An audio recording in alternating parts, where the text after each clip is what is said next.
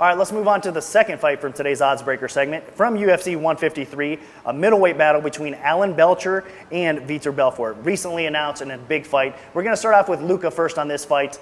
A tough one to open, but I am going to open up Vitor Belfort, the favorite, minus 205. The comeback's going to be plus 165 on Alan Belcher. Luca, give me your take and give me your bet.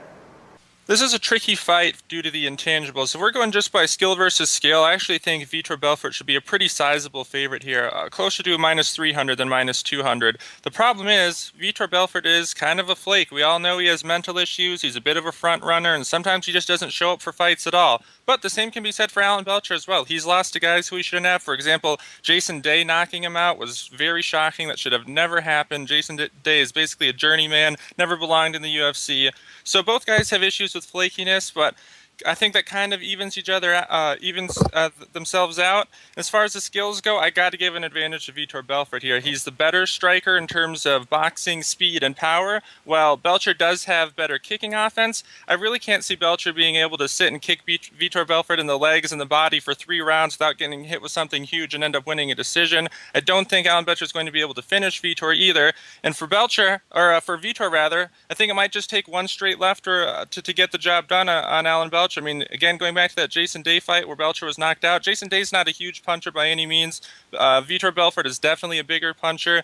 So I think we'll probably see a competitive first few minutes, then either towards the end of the first round, Vitor Belfort, like he usually does, starts to find his range, find his rhythm, and then gets softened with an explosion. Maybe it's the end of the first round, early second round, sometime around there. I like Vitor Belfort to win by TKO.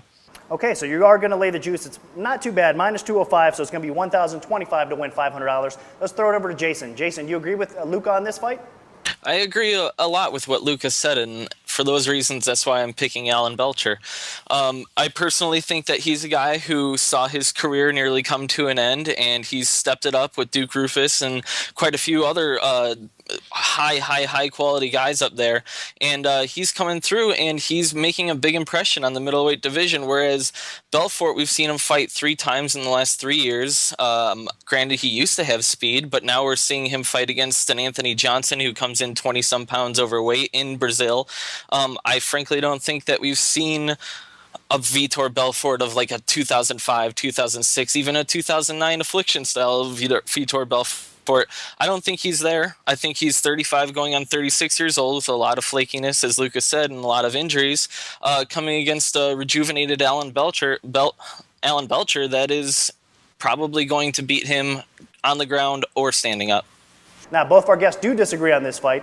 Jason going with Belcher and Luca taking Vitor Belfort. So we'll see what happens at UFC 153 in Brazil.